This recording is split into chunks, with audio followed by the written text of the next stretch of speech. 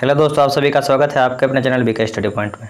जैसा कि आप सभी जानते हैं कि मैं डेली समाचार पत्रों का विश्लेषण करता हूं, उसी कड़ी में आज भी समाचारों का विश्लेषण शुरू किया जाए। तो आइए शुरू करते हैं। सबसे पहला जो न्यूज़ है कामाख्या से है। कामाख्या एक स्थान है जो कि कहाँ पे है, असम में है। असम में कामाख्या माता का मंदिर है, वहाँ पे अम्बुबाची मेला लगता है। ये बड़ा ही फेमस मेला है। तो अम्बुबाची मेला कोरोना के कारण पिछले साल भी नहीं लगा था, अब की साल भी नहीं लगेगा। कामाख्या मंदिर के प्रबंधन में कोरोना वायरस के खतरे को देखते हुए इस साल भी अम्बुबाची मेला का आयोजन नहीं करने की फैसला लिया गया है। यह मेला यहाँ हर साल आयोजित किया जाता है। हर साल 22 से 26 जून को लगने वाला था यह मेला। इस मेला का आयोजन नहीं होगा। कामाख्या मंदिर कहाँ पे है, तो असम में है। ये बहुत ही फेमस मंदिर है। इस मंदिर के बारे में कभी हम लोग बात करेंगे बहुत ही अच्छी तरीक़ा से। बहुत ही फेमस मंदिर है और इस मंदिर से जुड़ी हुई बहुत सारी बातें हैं जो कि आप सबों के साथ कभी चर्चा की जाएगी। आगे क्वेश्चन है, आगे जो न्यूज़ है, गुजरात में 15 जून से लव जिहाद कानून। गुजरात के राज्यपाल आचार्य देवव्रत ने लव जिहाद कानून को मंजूरी दे दी गई। देखिए, कोई भी कानून की मंजूरी जब राष्ट्रपति का मोहर हो जाता है, राष्ट्रपति का सिग्नेचर हो जाता है, राष्ट्रपति का साइन हो जाता है केंद्र में, तो वो बिल जो है कानून के रूप में बन जाता है। और राज्य में राज्यपाल जब उस पर साइन कर देते हैं तो वो कानून बन जाती है। तो राज्यपाल जो हैं ये देवव्रत साहब, ये लव जिहाद कानून जो पास की गई थी गुजरात के विधानसभा के द्वारा, उसको मंजूरी मिल चुकी है। 15 जून से राज्य में लागू कर दी जाएगी। इस कानून में धोखाधड़ी कर शादी करने वाले को जबरन धर्म परिवर्तन करने के मामले में 10 साल तक की सज़ा का प्रावधान है। इसके पहले मैं आपको बता दूं कि मध्य प्रदेश और हरियाणा इस तरह का कानून लागू कर चुका है। आगे बढ़ते हैं। आगे है ये न्यूज़ पर्यावरण के दृष्टिकोण से बहुत ही इम्पोर्टेंट है। नागपुर में 4,930 पेड़ काटे जाने की योजना के खिलाफ प्रदर्शन। नागपुर में कुछ पर्यावरण कार्यकर्ताओं ने नागरिकों ने एक परियोजना के लिए अजनी इलाके में 4,930 पेड़ काटे जाने के खिलाफ शनिवार को शहर में प्रदर्शन किया। ये सब पर्यावरण को बचाने के लिए ये सुंदरलाल बहुगुणा जी के द्वारा जो कदम उठाई गई थी चिपको आंदोलन, उसका ही कहीं ना कहीं जीता जागता ये उदाहरण देखने को मिल रहा है।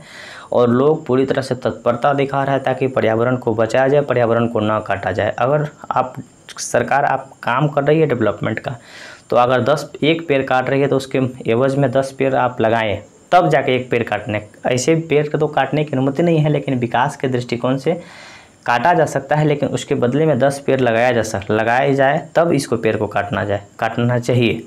तो इसी कड़ी में ये जो मतलब कि लोग हैं, ये पर्यावरण से संबंधित न्यूज़ था, तो मैंने आप सबों के साथ प्रस्तुत किया। आगे क्या है, आगे एक चीज़ है, एक न्यूज़ है जो कि हम लोग देख लेते हैं। कोरोना वैक्सीन ने भारत ने अमेरिका को पछाड़ा।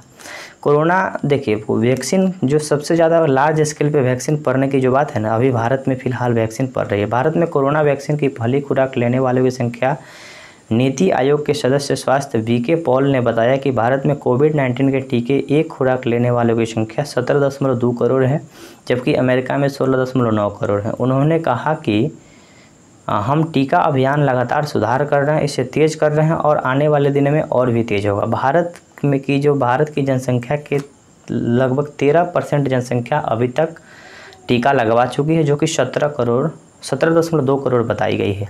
अमेरिका वाले जो हैं 51% जनसंख्या पूरी तरह से वैक्सीन लगा चुकी है, तो 16.9 करोड़ लोग वैक्सीन लगाई। सबसे देखिए यहाँ है कि देश में एक खुराक लेने वालों की संख्या तो इस तरह का है। और यहाँ पे ब्रिटेन में सबसे पहले टीकाकरण की शुरुआत हुई थी 14 दिसंबर 2020 को अमेरिका में शुरू की गई थी, ब्रिटेन में 8 दिसंबर 2020 को, और भारत में 16 जनवरी, यानी कि 15 जनवरी के बाद 16 जनवरी से इसकी शुरुआत की गई थी। यहाँ पे एक और बढ़िया सा पॉइंट है जो कि मैं आपको देख लेता हूँ कि दुनिया में अब तक 2 अरब टीके में करीब 60% टीका महज 3 देश चीन, अमेरिका और भारत को मिले हैं। 2 अरब टीका अभी तक बनाया जा चुका है, जिसमें कि 60% टीका चीन, भारत और अमेरिका को अभी तक मिला हुआ है। ब्राज़ील ने भारत बायोटेक के कोविड-19 टीके कोवैक्सीन के आयात को प्रस्ताव की मंजूरी दी।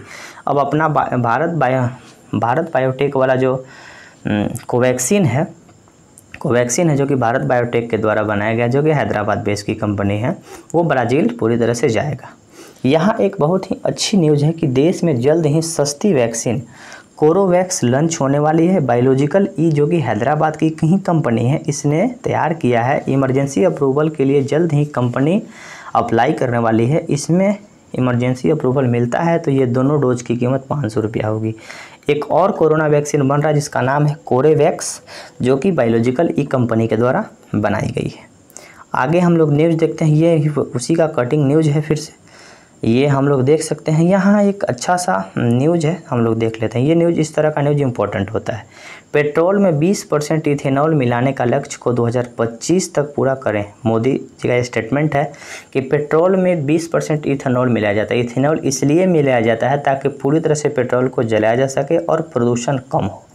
पेट्रोल में एथेनॉल मिलाया जाता है, उस चीज़, इस पद्धति को, सिस्टम को ब्लेंडिंग कहा जाता है। प्रधानमंत्री नरेंद्र मोदी ने शनिवार को कहा कि प्रदूषण को कम करने के लिए और आयात पर निर्भरता घटाने के लिए पेट्रोल में 20% इथेनॉल मिलाने का लक्ष्य 5 साल घटाकर 2025 कर दिया गया। यह लक्ष्य 2030 तक था। विश्व पर्यावरण दिवस के अवसर पर पीएम मोदी ने कहा कि अब इथेनॉल 21वीं शताब्दी की सबसे बड़ी प्राथमिकताओं में से एक होगी। इथेनॉल पर ध्यान केंद्रित करने से पर्यावरण के साथ एक बेहतर प्रभाव किसानों के जीवन पर भी पड़ सकता है या पड़ रहा है।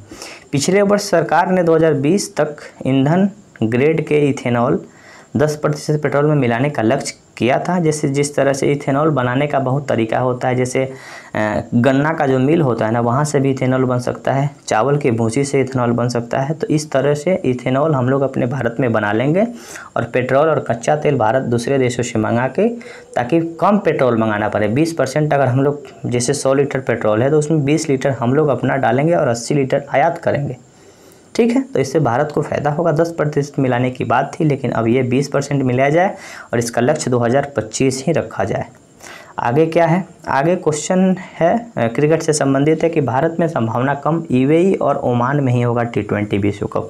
अभी T20 विश्व कप कोरोना के चलते मतलब स्थगित किया गया था कुछ दिन के लिए। अब ऐसा न्यूज़ आ रही है जो कि यूएई और ओमान में ही T20 मैच खेला जाएगा।